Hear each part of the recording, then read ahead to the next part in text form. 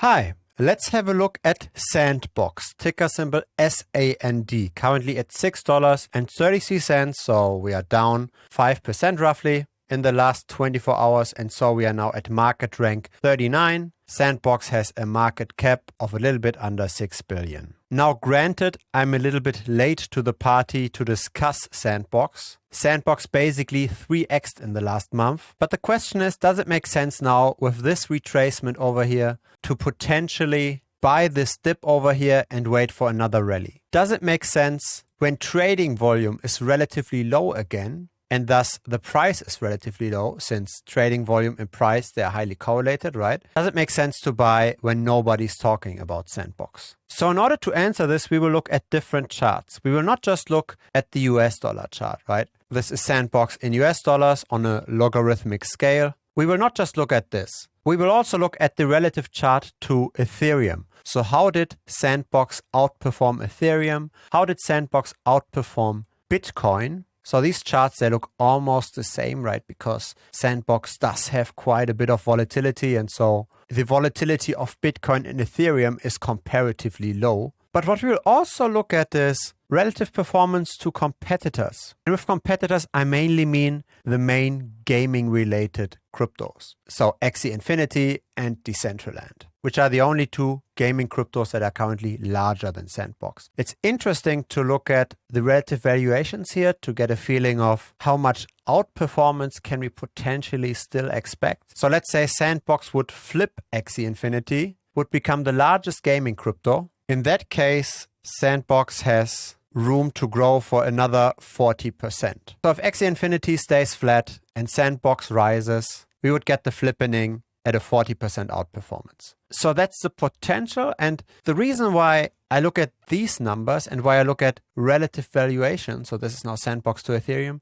the reason why I look at these is because you get into altcoins in order to outperform the general crypto market, right? You're not just getting into Sandbox in order to make US dollar gains. Of course, in the end, that's the target, right? Adding more purchasing power to our portfolio. But you can also achieve this simply by buying Ethereum or simply by buying Bitcoin. You do get general crypto market exposure simply by buying those. And one might argue that those bets are comparatively less risky because their market caps, they are way larger. Sandbox has a market dominance of 0.22%. Ethereum has one of around 20%. So Ethereum is around 100 times larger in terms of market cap than Sandbox is. And thus Sandbox is riskier. And thus you need to get outperformance versus Ethereum. So the relative performance to Ethereum and to Bitcoin matter. And what we can see in this long-term chart is that the outperformance of Sandbox is not continuous, right? So before the beginning of the year, Sandbox actually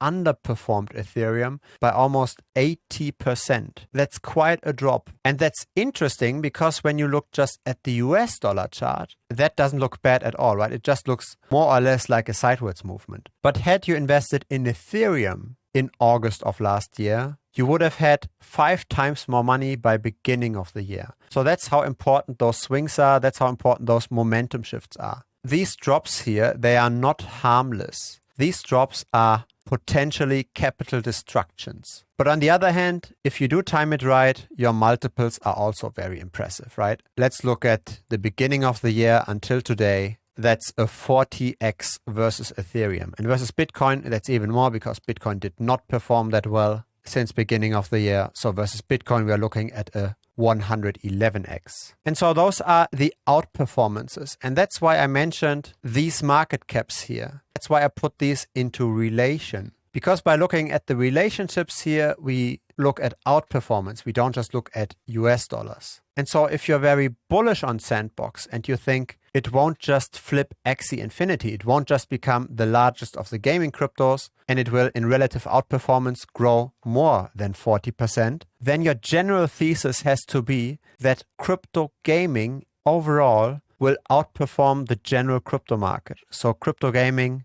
will grow more than other layer 1 solutions, say Solana or Avalanche. It will also grow more than the meme coins such as Dogecoin or Shiba Inu. Crypto gaming has to outperform DeFi, has to outperform layer 2s such as Polygon. It has to grow more, otherwise the upside potential for Sandbox, relatively speaking, is quite limited because it's already among the top 3 crypto gaming tokens. Now here's the chart of Sandbox relative to Axie Infinity. So this is now the Sandbox price divided by the Axie Infinity price. And look at this initial underperformance versus Axie Infinity. This is 88% underperformance. And with this recent rally, we got a 7x outperformance. Now this underperformance here is not really a weakness of Sandbox. It's simply the strength of Axie Infinity. Axie Infinity really rallied during this time, massively. So many percentages, it's hard to even tell how many X's that is. Axie Infinity absolutely exploded, and so